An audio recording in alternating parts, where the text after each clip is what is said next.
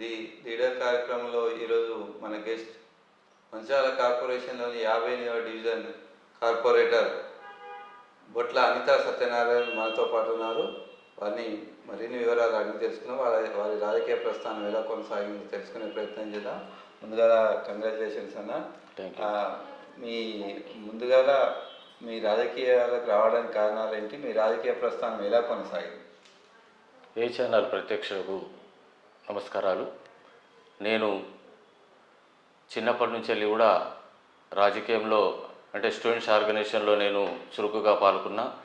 7వ తరగతి నుంచెలే ASF CPI అనుబంధ సంస్థలో పనిచేసిన. 10th ఇంటర్మీడియట్ విద్యార్థి పోరాటాలు, విద్యార్థులకు కనీస సౌకర్యాల కోసం విద్యార్థి సంఘం నుంచి పోరాటం చేయడం అనేది జరిగింది. ఆ రోజు నుంచెల్లే నా యొక్క రాజకీయ ప్రస్థానం అనేది జరిగింది. అంతేకాకుండా నేను విద్యార్థి సంఘంలో ఒక స్కూల్కు గర్మిల్లా స్కూల్కు ప్రెసిడెంట్గా వ్యవహరించిన.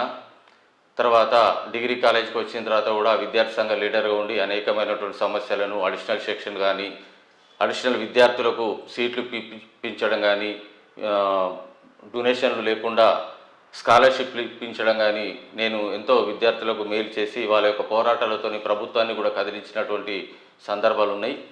అది అక్కడి నుంచి వెళ్ళి తర్వాత నేను తెలుగుదేశం పార్టీలో, తర్వాత నా ఊహ తెలిసిన తర్వాత రాజకీయం తెలుగుదేశం పార్టీ నుంచి వెళ్ళింది. తెలుగుదేశం పార్టీ తర్వాత కాంగ్రెస్ పార్టీలో నేను కౌన్సిల్గా ఇదే ప్రేమ్ సాగర్ రావు గారు నాకు పిలిచి టికెట్ ఇవ్వడం అనేది జరిగింది. ఆ సందర్భంగా నేను కౌన్సిల్లో కూడా గెలిచి 5 సంవత్సరాలు ప్రజలకు సేవ చేసేటువంటి భాగ్యాన్ని ప్రేమ్ సాగర్ రావు నాకు కల్పించడం జరిగింది. అతన్ని నేను ఎప్పుడు కూడా మర్చిపోలేను. నాకు రాజకీయ భిక్ష పెట్టినటువంటి గురువు లాంటి, తండ్రి లాంటి వ్యక్తి అతను. తదనంతరం నేను కొన్ని సమస్యల వలన, కొన్ని రాజకీయ చిక్కుల వలన నేను టీఆర్ఎస్ పార్టీలో జాయిన్ అయినా. తర్వాత రాజకీయ ఒత్తిళ్లు కానీ, రాజకీయం కానీ ప్రజలకు నేను మేలు చేయాలనే ఉద్దేశంతో ఈసారి నిలుచోవాలనే ఉద్దేశంతో గత 5 సంవత్సరాలు నేను కౌన్సిల్గా లేను. తర్వాత ఇప్పుడు నిలుచోవాలనే ఉద్దేశంతో భారతీయ జనతా పార్టీలో చేరడం జరిగింది. ప్రజలు నన్ను ఆదరించిండ్రు, ఆప్యాయంగా చూసిండ్రు. హిందుత్వాన్ని ప్రేమించే వ్యక్తిగా ఈరోజు జరుగుతున్నటువంటి పరిణామాల దృష్ట్యా నేను బీజేపీ పార్టీలో, భారతీయ జనతా పార్టీలో చేరి ఈ 50వ డివిజన్లో గెలుపొందడం అనేది జరిగింది. అంటే ముఖ్యంగా మీరు అంటే కాంగ్రెస్లో ఫస్ట్ ఎమ్మెల్యే ప్రేమ్ సాగర్ రావు మీకు అవకాశం కల్పించినప్పటికీ కూడా అప్పుడు ప్రజలు ఎట్లా రిసీవ్ చేసుకున్నారు? మీరు ఫస్ట్ మొదటిసారిగా మీరు ప్రజలకు వెళ్ళారు కదా, ఎట్లా రిసీవ్ చేసుకున్నారు? చాలా బ్రహ్మాండంగా నన్ను ప్రేమ్ సాగర్ నాయకత్వం నిజంగా చెప్పాలంటే చాలా బ్రహ్మాండమైనటువంటి నాయకత్వం. అతని పేరు మీద నేను, అతని మోనోగ్రామ్ మీదనే నేను ఆ రోజు కాంగ్రెస్ పార్టీ నుంచి విజయం సాధించిన అన్నటువంటిది. యాక్చువల్గా నాకు కాంగ్రెస్ పార్టీకి ఎలాంటి సంబంధం లేదు, కానీ ప్రేమ్ సాగర్ ఒక బ్రాండ్, ఆ బ్రాండ్ మూలాన్ని నేను గెలవడం జరిగింది. తర్వాత కూడా నాకు అతను కొంత లేకపోవడం, అతను ఎమ్మెల్యేగా లేకపోవడం, హైదరాబాద్లో ఉండడం, ఇక్కడ నేను ప్రజలకు అందుబాటులో లేకపోవడం మూలాన నేను పార్టీ చేంజ్ అయినా. కానీ ఆయన వ్యక్తిగతంగా కానీ, ఆయన అంటే నాకు గురువు లాంటి వారు. ఆయన పేరు మీదనే నేను ఆ రోజు కాంగ్రెస్ పార్టీ నుంచి వెళ్ళి నేను గెలవడం జరిగినది వాస్తవం. అది నేను అంగీకరిస్తా. ఎప్పటికి కూడా అతన్ని నేను మర్చిపోను. అంటే ప్రజలు బొట్ల సత్యనారాయణ అంటే ఎందుకు ప్రజలు బొట్ల సత్యనారాయణ ఓటేసినట్టు ఏం చెప్తారు? వాస్తవంగా నేను చిన్నప్పటి నుంచి కూడా విద్యార్థి సంఘం నుంచి కూడా సేవ చేసేటు భావం. పేద విద్యార్థులకు సీట్లు రాకపోతే సీట్లు ఇప్పించడం, ఫీజులకు డబ్బు లేకపోతే ఫీజులు నా జేబులో ఖర్చుతో పార్టీ ఆర్గనైజేషన్ నుంచి వెళ్ళి వసూలు చేశానని నేను వాళ్ళకు విద్య అనేటువంటి చాలా నాకు ఇంట్రెస్ట్ అయినటువంటి సబ్జెక్టు. వాళ్ళను పేద విద్యార్థులను చదువులో తీసుకురావాలనే ఉద్దేశంతో నేను పేద విద్యార్థులకు ఎంతో చేసిన. అంతేకాకుండా రాజకీయంలోకి వచ్చిన తర్వాత కూడా నా ప్రజలను, నాకు ఉన్నటువంటి 58వ డివిజన్ ప్రజలు దాదాపు 10-15 సంవత్సరాల నుంచి వెళ్ళి ఏ సేవ కావాలన్నా, ఏ పని కావాలన్నా వాళ్ళకు అందుబాటులో ఉంటూ ఏ పనైనా చేసి పెట్టినా. నాకు ఇంతో కొంత వైద్య వృత్తిలో డాక్టర్ నాగమల్లేశ్వరరావు గారి దగ్గర నేను శిష్యునిగా పనిచేసినటువంటి విద్య మూలాన ఎవరన్నా పెద్ద డాక్టర్ రాసి ఇచ్చినటువంటి మందులను కానీ, రాత్రి ఇంటికి వెళ్ళి గ్లూకోజులు పెట్టడం కానీ, ఇంజక్షన్లు వేయడం కానీ, వాళ్ళ ఇంటికి పోయి చేయడం వలన ఏ రాత్రి అంటే ఆ రాత్రి ఇతను వస్తాడు, పని చేస్తాడు అనేటువంటి పూర్తి నమ్మకం, పూర్తి విశ్వాసంతో వాళ్ళల్లో నన్ను ఒకరిగా చేర్చుకొని, వాళ్ళ కుటుంబ సభ్యులుగా నన్ను ఎన్నుకొని, ఆ విధంగా నాకు ఈరోజు ఈ గత 5 సంవత్సరాలకు ముందు కూడా కౌన్సిల్ అదే నాకు తీర్పిచ్చిండ్రు.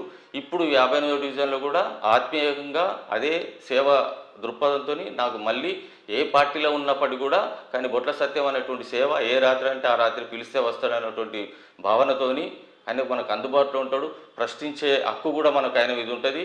ఆయన చేసేటువంటి తత్వం అనేది చేపించుకోగలుగుతాము అనేటువంటి ధైర్యంతో నాకు ఓట్లేసి నన్ను ఈరోజు 57 డివిజన్లో భారతీయ జనతా పార్టీ నుంచి గెలిపించడం జరిగింది. అంటే మొట్టమొదటి కార్పొరేషన్లో ఒక అధికార పార్టీ కాదని ప్రతిపక్ష పార్టీ అని మీరు బీజేపీ నుంచి పోటీ చేస్తే ప్రజలు ఆదరించిండ్రు. ఎందుకు అధికార పార్టీని కాదని బొట్ల సత్యనారాయణ ఓటేసినట్టే ఏం చెప్తారు?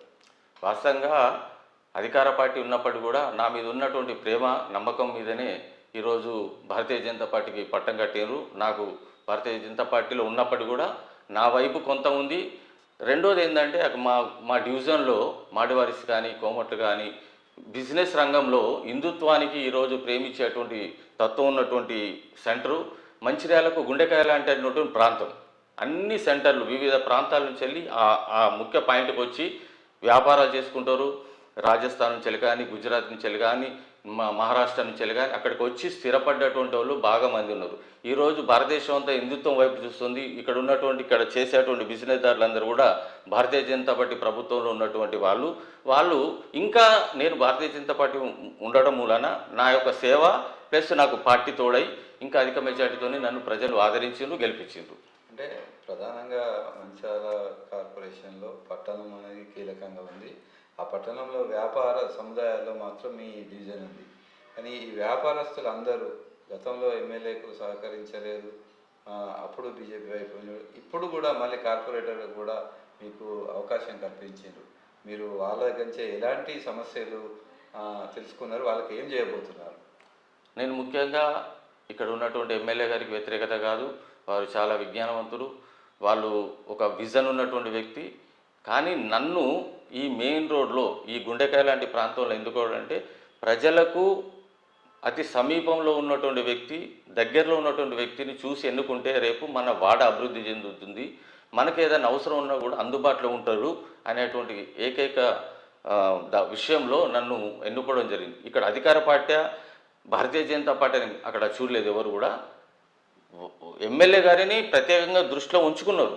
ఎమ్మెల్యే గారి అభివృద్ధి కావాలి, బొట్ల సత్యం గారి సేవ కూడా కావాలి. ఈ రెండు గిట్ట మిక్స్ అయినట్టు ఏంటంటే ఇంకా ఈ యొక్క ప్రాంతాన్ని ఇంకా డెవలప్మెంట్ చేసుకోవచ్చు అనే ఉద్దేశం మీద నాకు పట్టం కట్టింది. మీరు చెప్పండి, మొట్టమొదటిసారిగా కొత్త కార్పొరేషన్లో కొత్తగా కార్పొరేటర్ అయ్యారు. ప్రజల్లోకి మీరు ప్రచారంలో వెళ్ళినప్పుడు ఎట్లా రిసీవ్ చేసుకున్నారు? మహిళలు కానీ ప్రజలు కానీ ఎట్లా రిసీవ్ చేసుకున్నారు? మీరు ఓటు ఆడడానికి వెళ్ళింది కదా అప్పుడు. ఏ న్యూస్కు నమస్కారం. నేను ప్రజల్లోకి వెళ్తే మన డివిజన్లో మహిళ వచ్చింది, చాలా సంతోషం, మహిళగా నువ్వు నిలబడ్డావు, మేము మిమ్మల్ని చేయూతనిచ్చి మిమ్మల్ని గెలిపిస్తామని చాలామంది మహిళలు నన్ను ప్రోత్సహించారు. అంటే ముఖ్యంగా మీరు ప్రజలకు పోయినప్పుడు వాళ్ళు మీకు ఏమైనా సమస్యలు చెప్పిందా? ఈ డివిజన్లో ఏమైనా సమస్యలు చెప్పినా మీకు? చెప్పారు. అంటే ఏమేమి సమస్యలు చెప్పారు? మీరు వాళ్ళకి ఏమి హామీ ఇచ్చారు? సమస్యలు అంటే ఇది వీధి దీపాలు లేకపోయినా కానీ, మోరీలు క్లీన్ లేకపోయినా కానీ ఇవైతే చేపియాలి అని చెప్పి ప్రజలు ప్రతి ఇంటికి పోయినా కానీ చాలామంది ఇదే సమస్య చెప్పిండ్రు. దానికి నేను మీ అందరి సహకారంతో గెలిస్తే మీకు ఎల్లవేళలా నేనుండి మీ పనులకు మీరు చెప్పిన పనులు నేను చేస్తా అని చెప్పి హామీ ఇవ్వడం జరిగింది వాళ్ళకి. అంటే ఒక మహిళగా మహిళలకు మీరు ఎట్లా అందుబాటులో ఉండబోతున్నారని చెప్పారు? మహిళలకు ఏ సమస్యలు వచ్చినా కానీ నేను అందుబాటులో ఉంటానని వాళ్లకు హామీ ఇవ్వడం జరిగింది.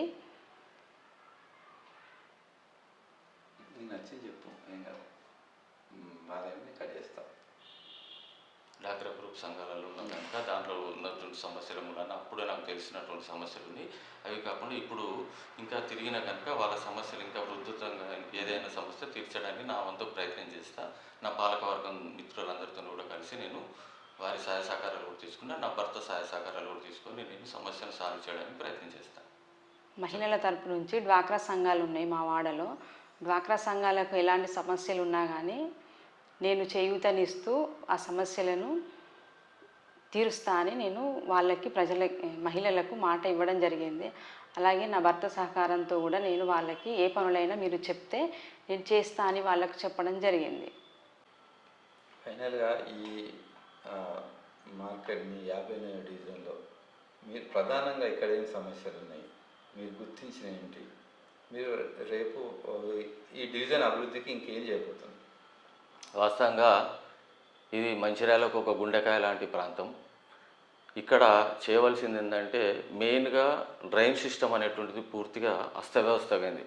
1 ఇయర్లో అధికారుల పాలన మూలాన డ్రైనేజ్ సిస్టమ్ పూర్తిగా అస్తవ్యస్తంగా వర్షాకాలం అయితే రోడ్డు మీదకి నీళ్ళు వచ్చేటువంటి పరిస్థితి ఉన్నది. ఇది మెయిన్గా నేను తక్షణం సాల్వ్ చేయవలసినటువంటి అవసరం ఉన్నది. రెండోది చెత్తా చెదారం అనేటువంటిది ప్రజల్లో అవగాహన తీసుకొచ్చి చెత్త అనేటువంటిది బయట వేయకుండా కరెక్ట్గా వాళ్ళు డంపులలో వేసుకొని మా వచ్చేటువంటి మున్సిపాలిటీ రిక్షాలకు ఇచ్చే విధంగా ప్రజలను చైతన్యం చేయడానికి కర్తవ్యం ఉన్నది. రెండోది ఏదైతే ఉందో ఇప్పుడు ఉన్నటువంటి జనాభా రీత్యా జనాభాకు అనుకూలంగా రోడ్లు ఇరుకు ఉండడం మూలాన ఎమ్మెల్యే గారు ముందు దృష్టితోని రోడ్లు వెడల్పు చేస్తానటువంటి కార్యక్రమము నాకన్నా ముందే తీసుకున్నారు సారు. ఆ యొక్క అభివృద్ధిలో నేను కూడా భాగస్వామై ఎమ్మెల్యే గారికి నేను కూడా చేదోడు వాదోడుగై నా ఉన్నటువంటి పరిధిలో ఉన్నటువంటి ఏదైతే అభివృద్ధి కార్యక్రమం ఉన్నదో నాకున్నటువంటి మిత్ర బృందం పాలకవర్గమే కావచ్చు, నాకున్నటువంటి ఎమ్మెల్యే గారి సహకారంతోనే కావచ్చు, నా వాడని ఇంకా అత్యధికంగా డెవలప్మెంట్ చేసి ఇంకా అభివృద్ధి చేయి ఈ 5 సంవత్సరాల్లో చేసి చూపిస్తానన్నటువంటిది అదొకటి. రెండు, వృద్ధులకు కానీ వితంతులకు కానీ ఓల్డేజ్ పెన్షన్లు ఇప్పించడం, కళ్యాణ లక్ష్మి లాంటి ప్రభుత్వం నుంచి ఏదైతే యువతకు మహిళలకు తర్వాత సన్నకారు కూలి చేసుకున్నటువంటి వారికి ఏదైతే కేంద్ర రాష్ట్ర ప్రభుత్వాల నుంచి ఏవైతే ఉపాధి వస్తుందో దానిని నేరుగా ప్రజలకు అందించడానికి నా వంతు కృషిగా నా వాడ డివిజన్ ప్రజలందరికీ అందే విధంగా నేను చేస్తానని గతంలో మాటిచ్చినా ఇప్పుడు కూడా మాటిస్తున్నా. గతంలో చేసినటువంటి పెన్షన్లే రేషన్ కార్డులే ఇప్పటి వరకు ఉన్నాయి. కొత్తగా రేషన్ కార్డులు కానీ పెన్షన్లు కానీ గత 7 సంవత్సరాల నుంచి వెళ్ళి ఇప్పటివరకు ఏ ప్రభుత్వం కూడా వేయలేదు.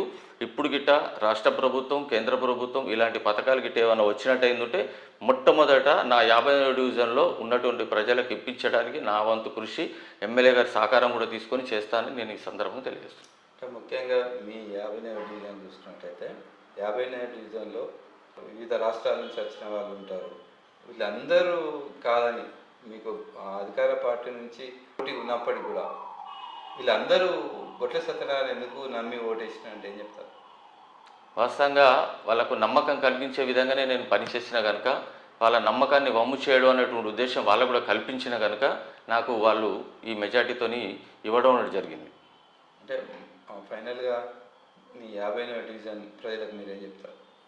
నా మీద నమ్మకం ఉంచినటువంటి ప్రజలందరికీ నేను తప్పకుండా 24 గంటలు ఏ రోజు అయినా కూడా నాకు ఇట్లా ఫోన్ చేసినా నా ఇంటి దర్వాజా కొట్టినా నేను వచ్చి మీకు అందుబాటులో ఉండి మీ సేవ తప్పకుండా చేసి మీ యొక్క రుణాన్ని నేను తీర్చుకుంటానని ఈ సందర్భంగా ఏటీవీ ఛానల్ ద్వారా నా వాడ ప్రజలందరికీ తెలియజేస్తున్నాను. Okay, thank you. మొత్తానికి మంచిర్యాల కార్పొరేషన్ 50వ డివిజన్లో మాత్రం ఎన్ని రాష్ట్రాలు ఉంటాయో అన్ని రాష్ట్రాలకు సంబంధించిన ప్రజలు ఇక్కడ దాదాపుగా ఉంటారు. వారి నమ్మకాన్ని చేకూరి వారికి అనుకూలంగా మెదులుతూ వారి సహాయ సహకారాలు అందిస్తూ వారికి వారు సేవ చేస్తున్నటువంటి బొట్ల సత్యనారాయణ మరిన్ని సేవా కార్యక్రమాలు చేస్తూ మరిన్ని ఈ 50వ డివిజన్ అభివృద్ధి చేస్తూ రాబోయే రోజుల్లో మరిన్ని ఉన్నతమైన పదవులు అధిరోహించాలని కోరుకుందాం. మరో లీడర్తో మళ్ళీ కలుద్దాం. నమస్కారం.